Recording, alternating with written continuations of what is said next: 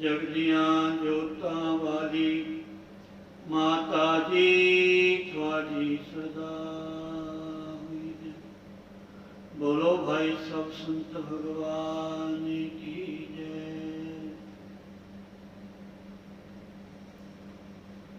श्रीमन्नारायण नारायण नारायण श्रीमन्नारायण नारायण नारायण लक्ष्मी नारायण नारायण नारायण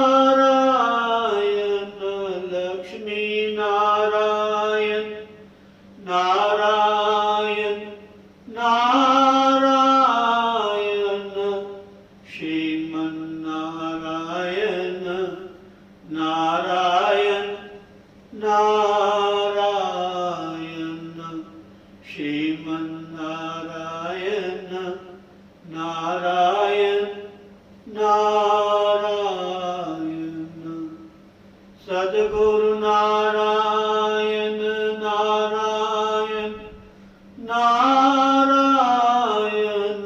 सद्गुरु नारायण नारायण नारायण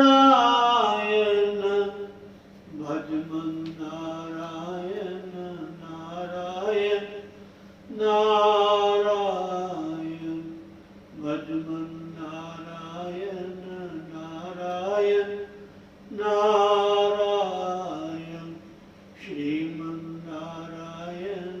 नारायण नारायण। बोलो सतगुरुदेव भगवान की जय।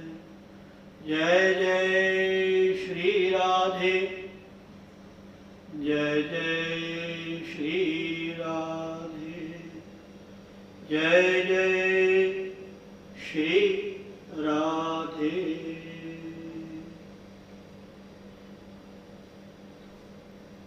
ओम ओम ओम नारायण नारायण नारायण नारायण।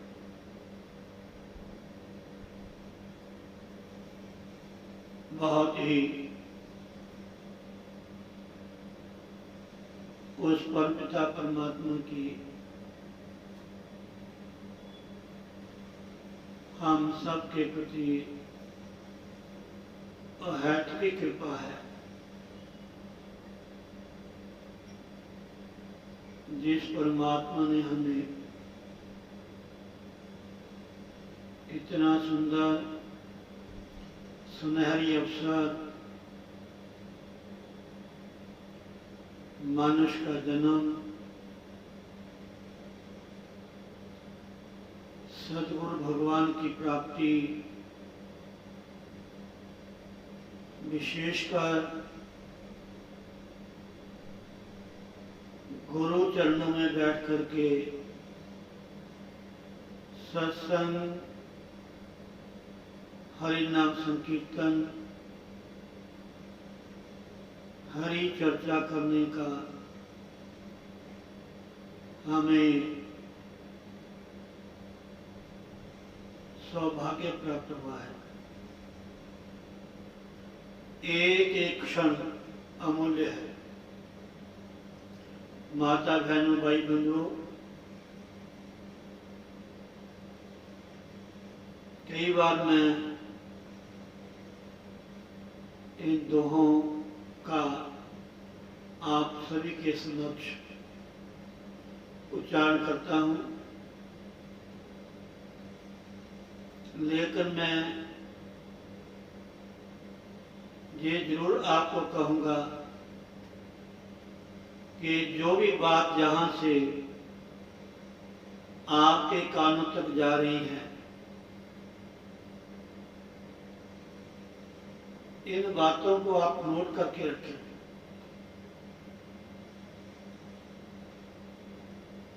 भले ये बिल्कुल सिंपल सादा सा ये हमारा प्रयास है, गुरु चरणों में बैठ करके कुछ समय हम अपने जीवन को सार्थक कर रहे हैं। एक एक क्षण, एक एक पल, एक एक घड़ी अमूल्य है। एक बार भी जो समय निकल गया हमारे हाथ से, अगर आप चाहोगे कि वो मिल जाए दोबारा, नहीं मिल सकता। हमारी प्रत्येक श्वास अमूल्य है।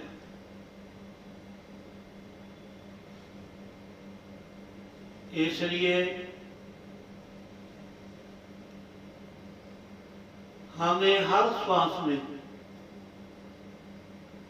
उस परमात्मा का नाम लेना चाहिए। कोशिश करें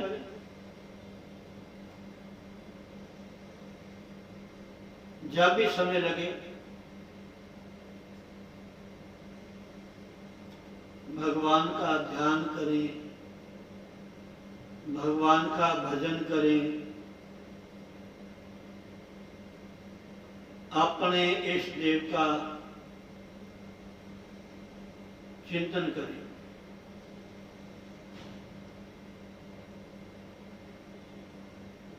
जिस तरह लिखा है, संत मिलन को जाइए तज ममता अभिमान। संत मिलन को जाइए तज माया अभिमान। ज्यों ज्यों पग आगे धरे कोटिन यज्ञ समान। तीर्थ नहाय एक फल, संत मिले फल चार। सदगुरु मिले अनेक फल, कहत कबीर विचार। वाराणसी प्रयागादौ यद गत्वा फलम लभेत। तत्फलम कोटि गुणितम गुरु सानस्य दर्शनात्। इतना बड़ा महात्म है इस सत्संग का, जो आपको घर बैठे ही हमारे श्री परमहंस आश्रम अमलोह रोड गौसो की खोई खन्ना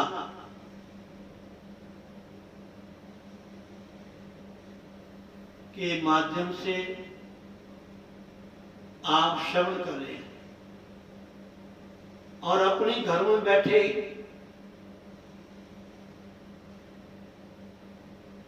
आप इनका लाभ ले रहे हैं।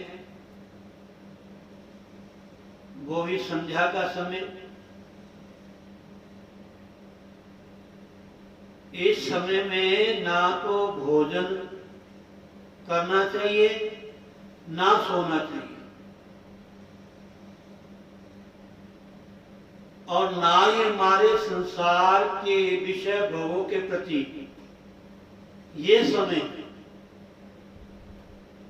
निषेध है। भागवत में कथा आती है ना, आप लोग शायद ध्यान नहीं देते। हिरण्याक्ष और हिरण्यकशिपु, इनका जन्म कैसे हुआ, किस कारण से हुआ,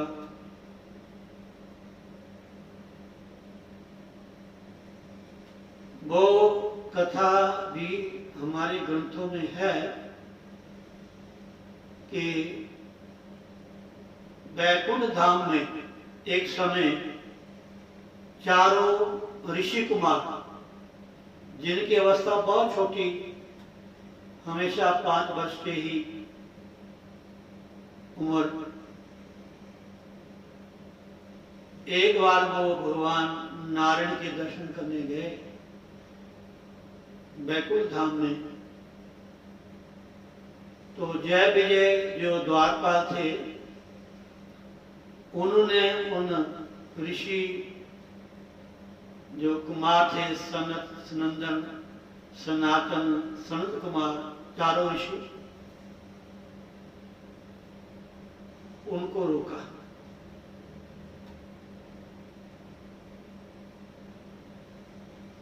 तो ऋषियों ने उनको श्राप दिया कि तुम इस स्थान के लायक नहीं है।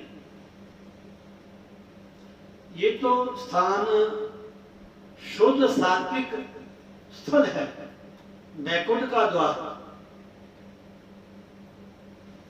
आप भगवान के द्वारपाल होते हुए भी संतों के प्रति ऐसा व्यवहार करते हैं। उन ऋषियों ने तत्काल उनको शाप दे दिया, जाओ राक्षस हो जाओ। इतने में नारायण आ गए। ठाकुर जी, होता था वही है जो प्रभु को मंजूर होता है। होई सोई जो राम रचि राखा, को करी तर्क बढ़ावे साखा। होता वही है जो हरि की इच्छा होती है।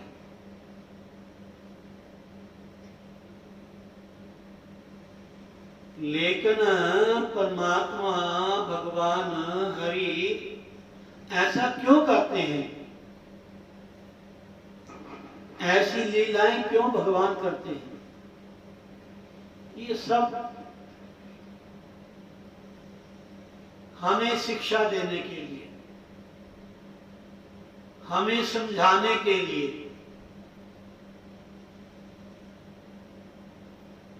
हमारे जैसे संसारी अल्पज्ञ जीवों का कल्याण कैसे हो। संसारासक्त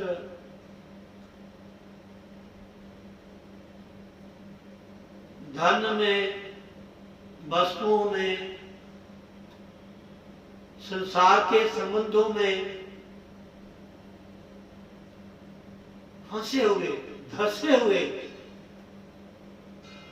जो जीव है माया मोहित, उनको माया से निकालने के लिए, इस मोह से निकालने के लिए परमात्मा कभी कभी ऐसी लीलाएं रचते रहते हैं। और ये अनादिकाल से, एक बार नहीं, कई बार हमारे ठाकुर जी, हमारे प्रभु बहुत सारी लीला रचते हैं। सुदामा को अपनी माया दिखाई, नारद ऋषि को दिखाई, और जहां तक मैंने सुना कि हनुमान जी को भी दिखाई राम जी ने अपनी माया। सत्य बात है। भागवत में लिखा है, विष्णुर माया भगवती यया सम्मोहितम यज्ञ। ऐसी मारा विचित्र माया है प्रभु की, किसी के समझ नहीं आती है। हाँ, कभी कभार तो ब्रह्मा जी तो प्राय हम सुनते ही हैं भागवत में। एक बार ऐसे कथा मैंने किसी पुराण में पढ़ी, महाराज ब्रह्मा जी का मन किया कि मैं, ऐसे सूक्ष्म अहंकार आया कि मैं ही ब्रह्मा हूं और मैं ही सृष्टि को रचता हूं, सृष्टि को बनाने वाला, सृष्टि की रचना करने वाला मैं ही हूं, मेरे सिवा कोई और नहीं है। और शिव पुराण में भी कथा आपने सुनी है ना, जहां ज्योतिर्लिंग प्रकट हुआ, ज्योति स्तंभ, वो भी ये कथा है। ब्रह्मा विष्णु का विवाद हुआ था। तो ये बड़ों बड़ों को माया मोहित करती है। एक बार भगवान शिव जी मोहित हो गए, ये करते सब अपने आप लीला है। मोहित होए या ना होए ये उनकी लीला है। भगवान शिव ने कहा भगवान नारायण से कि हे नारायण, मैंने सुना कि आपने मोहिनी उतार लिया था। देवासुर संग्राम के पहले जब समुद्र से अमृत निकला था, रत्न रत्न, आश्व रत्न, गज रत्न, लक्ष्मी रत्न, उच्चेश्वा घोड़ा, कल वृक्ष, कामधेनु गौ,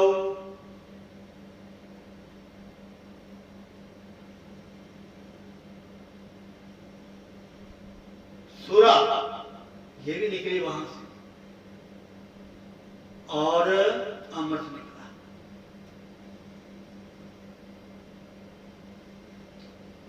वो अमृत के लिए देवताओं और जो दैत्य थे उनके आपस में थोड़ा झगड़ा हुआ, बांटने में, लेने में, हम लेंगे हम लेंगे। तो उस समय नारायण ने मोहिनी रूप धारण किया। बड़ा सुंदर स्वरूप था ठाकुर जी का, मेरे नारायण जी का।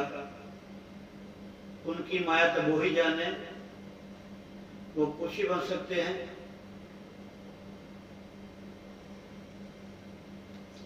तो भगवान भोले ने कहा कि प्रभु, मैंने सुना है आपने मोहिनी रूप धारण किया था, तो मैं चाहता हूं कि मैं भी दर्शन कर लूं।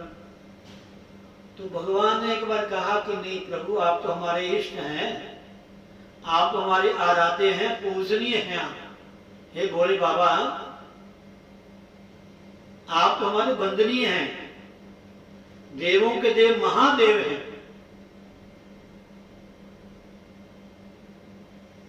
हम आपके सामने ऐसा कैसा रूप धारण। अब भोले की इच्छा थी, ठाकुर जी की लीला थी। अब बड़ा सुंदर उसमें लास्ट में प्रसंग आता है कि ठाकुर जी बहुत सुंदर बाला बन गए।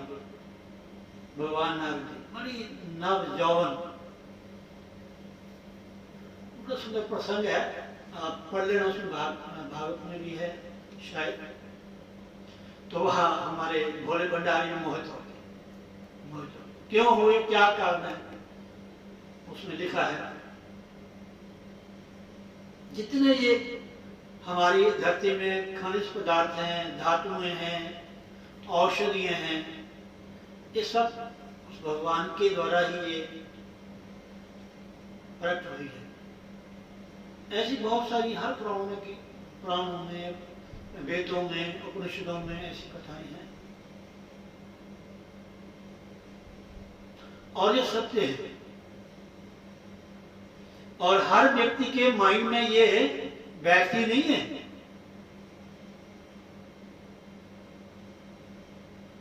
हर एक इंसान इनको समझ नहीं सकता।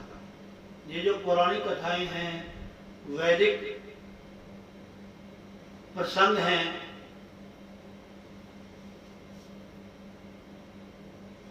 ये हमारे गुरुजन ही हमें समझा सकते हैं। महापुरुष जो विद्वान हैं, शास्त्रज्ञ हैं, जिन्होंने पूरे आजीवन अपने गुरु के सन्निधि में इन शास्त्रों का अध्ययन किया है, वही हम तो आपको पढ़ के सुना सकते हैं। इनका जो रहस्य है तो वो ही जानते हैं। तो ये जो माया है, अब उन्होंने श्राप दे दिया, ठाकुर जी भक्त हो गए, वैकुंठ के द्वार के बाहर आ गए। तो भगवान ने कहा, ऋषि गण, ये मेरी इच्छा से हुआ है। तो फिर जय विजय थे, बड़ा सुंदर हमारे एक संत है मामा जी, मैं उनका थोड़ा प्रवचन सुना शुक्रताल में। बहुत सारे प्रसंग, कथा, भागवत की कथा, और एक बार बरसाना में मुझे जाने का अवसर मिला, बहुत साल की बात है। तो वहाँ मामा जी आए हुए थे, तो वहाँ भी सारी रात उन्होंने राधा रानी की वंदना की, ठाकुर की वंदना की। वो भी मुझे सुनने का अवसर मिला। तो उन्होंने भजन सुनाया था, शुक्र था, बहुत साल की बात है, बहुत समय की बात है, शायद कम से कम 20 साल हो गए होंगे इसको।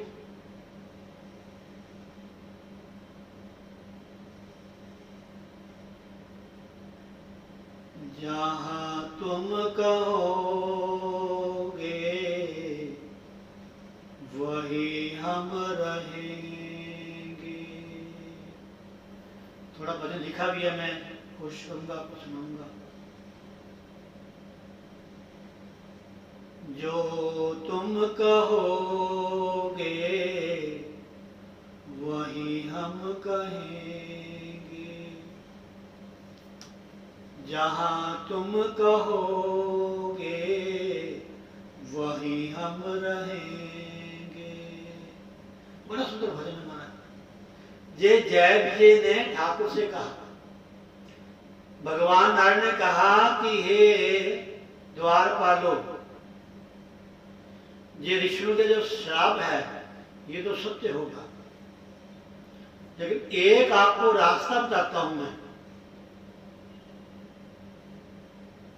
अब रास्ता बताने वाली वो ही है, हमने सुना है, पढ़ा है, और सत्य बात है कि गुरु के बिना रास्ता कोई नहीं बता सकता,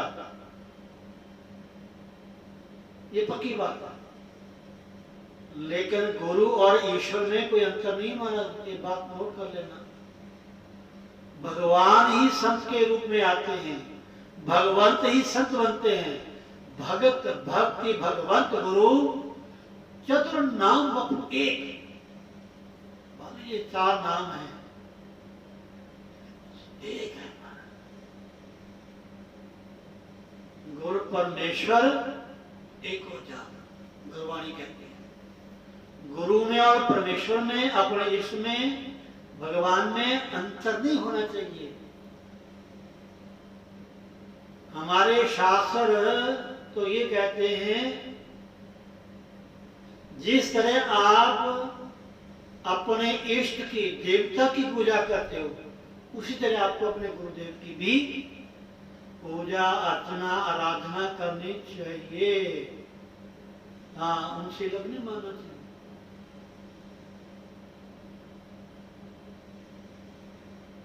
और भगवान शिव ने तो यहां तक कह दिया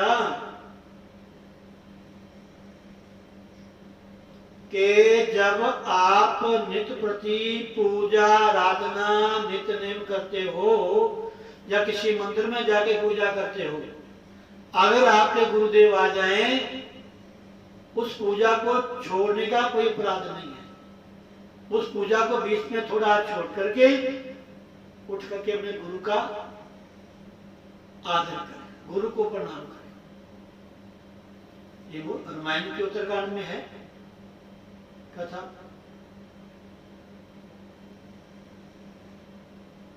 काव्य सुनाते हैं अपने जीवन कथा, बड़े सुंदर प्रसंग है महाराज। और हमारे भोले भंडारी नाराज हो गए। काव्य जी कहता कि मैं उठा नहीं, मैं भगवान शिव की पूजा करता रहा, गुरु जी आ गए। तो गुरु जी तो वैसे ही दयालु कृपालु होते हैं, वो तो हम लोगों के अपराधों की तरफ ध्यान ही नहीं देते। अगर भगवान शिव को क्रोध आ गया, उन्होंने तत्काल उनको श्राप दे दिया, चल तो वह हो जा, चंडाल हो जा। अब जब गुरु ने सुना कि भोले भंडारी ने मेरे शिष्य को श्राप दे दिया, तो बड़ी सुंदर प्रसंग कथा हमारे मुरारी बापू जी ने कुंभ के बीच में रुद्राष्ट्र के प्रशंसा सुनाई। एक एक श्लोक के देवता, एक एक श्लोक कौन से छंद में, कौन सा राग, इतना सुंदर महाराज सुनाया रुद्राक्ष। एक एक श्लोक का एक एक देवता महाराज ऐसे उन्होंने पेश किया जैसे कि साक्षात भोले भंडारी, साक्षात उनके गुरुदेव स्तुति कर रहे हैं। नमामि शमीशान निर्वाण रूपम विभुं व्यापकम ब्रह्म वेद स्वरूपम निजं निर्गुणं निर्विकल्पं नरीयम्। रुद्राष्ट्र एक एक श्लोक का एक एक देवता महाराज, बड़ा सुंदर प्रसंग था। शायद उज्जैन का कुंभ था, उसमें लाइव कथा आ रही थी। बहुत बहुत सुंदर प्रसंग। इसलिए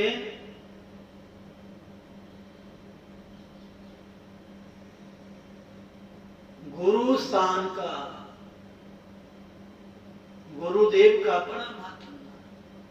तो फिर भगवान ने कहा कि अगर आपको रास्ता बताता हूं कि अगर आप तपस्या करोगे, भजन करोगे, तो 7 जन्म लगेंगे आपको मेरे पास पहुंचने के लिए, मेरी भक्ति करोगे तो।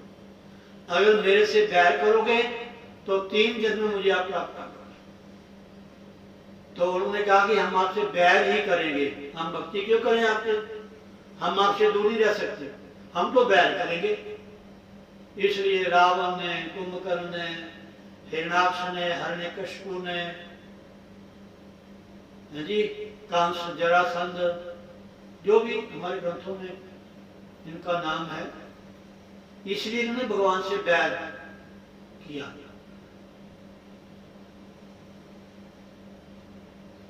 तो मतलब कहने का ये है, हमारी जो भारतीय संस्कृति है इसमें बहुत कुछ भंडार है। कर्म योग का, भक्ति योग का, ज्ञान योग का, पूजा का। तो इसलिए मैं आपको कह रहा था कि जहां से आपको कथा सुनने का सौभाग्य प्राप्त हो रहा है, आप लोग घर में बैठे गुरुदेव का ध्यान करते हैं, गुरु स्थान का आप स्मरण कर रहे हैं, चिंतन कर रहे हैं, जो आवाज आपके पास पहुंची ने एकदम आपका ध्यान गुरु स्थान में। ध्यान मूलम गुरु मूर्ति, पूजा मूलम गुरु पदम, मंत्र मूलम गुरु वाक्य, मोक्ष मूलम गुरु। तो इसलिए माता बहनों, बहुत सारी कथा प्रसंग ऐसे हैं, समय जैसे जैसे लगेगा आपको मैं महाराज के आशीर्वाद से सुनाता रहूंगा। लेकिन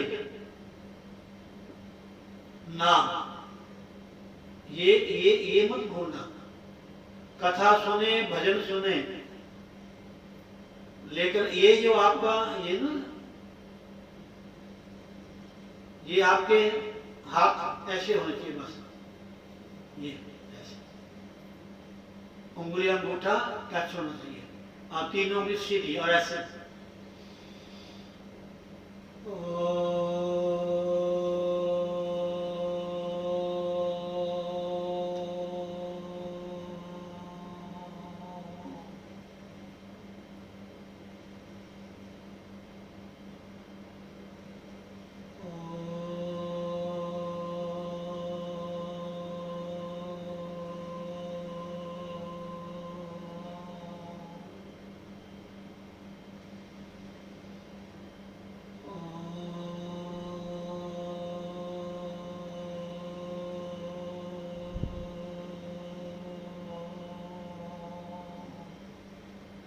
ऐसे ध्यान में बैठे, कानों से कथा सुने, सत्संग श्रवण करे, मन से चिंतन करें, भीतर ही भीतर अपने गुरुदेव का ध्यान करें। इतना अच्छा समय है संध्या का, तो इसलिए इस संध्या काल में जहाँ शुरू किया था मैंने, इसमें केवल ही केवल भजन करना बस। विद्यार्थी के लिए भी पाठ पढ़ना निषेध है।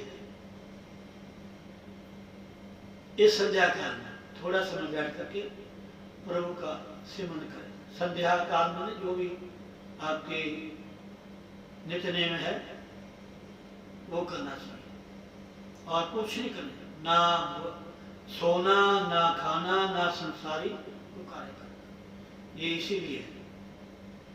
और इन दोनों समय में आकाश में देवता भ्रमण करते हैं। ऐसा मैंने सुना है, जो ब्रह्मवेला होती है उसमें कहते भगवान परमात्मा गुरुदेव देवता आते हैं, वो देखते हैं कौन सोया हुआ है, कौन जगा हुआ है। जो सोया हुआ उनकी गैर हाजिरी, जो जागते हैं उनकी हाजिरी। अच्छा, जागना भी एक व्यवहारिक वो है, लेकिन भीतर से जागना वही है जिस वेले साडा मन परमात्मा के नाल जुड़िया होवे। बस ये नहीं उठ के तुसी टीवी लगा लो, तुसी कुत्ते की रस्सी फड़ लो, घूमन चल जाओ, अखबार पढ़ लो, हाँ जी, या वो बच्चों से खेडे रहो। ना ना ना, ये जो बेला है परमात्मा का सिमरन करता। उठ जाग मुसाफिर भोर भई, अब रैन कहाँ तू सोवत है। उठ जाग मुसाफिर भोर भई, अब रैन कहाँ तू सोवत है। जो सोवत है सो खोवत है, जो जागत है सो पावत है। उठ नींद से अखियां खोल जरा। बड़ा सुंदर भजन है महाराज, सिंपल सिंपल भजन महाराज, बड़े काम के महाराज। उठ नींद से अखियां खोल जरा, अपने प्रभु का ध्यान लगा। बड़ी सुंदर लाइन है, ये भजन भी कभी मेरे समक्ष आया, मैं आपको सुनाऊंगा। तो बहुत अच्छी बात है। मैं यही कहूंगा कि जितना भी हो सके इसका लाभ लें, और 2 लाने भजन के उसके बाद जय श्री राधे। बोलो सतगुरुदेव भगवान की जय। जय जय श्री राधे।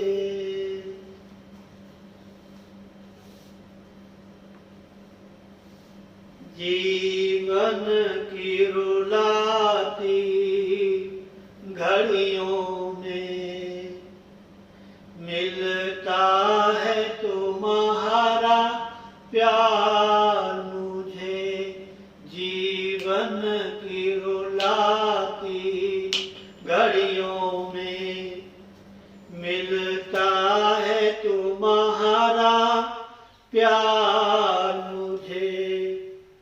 कुछ चाह न बाकी रहती है, प्रभु आके तेरे दरबार मुझे।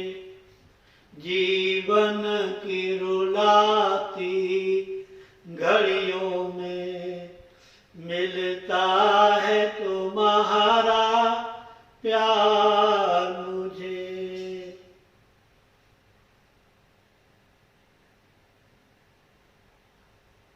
मेरे जीवन की रुलाती घड़ियों में मिलता है तुम्हारा प्यार मुझे कुछ चाहना बाकी रहती है प्रभु आके तेरे दरबार मुझे। जय श्री राधे। कल को सुनाऊंगा थोड़ा गा करके।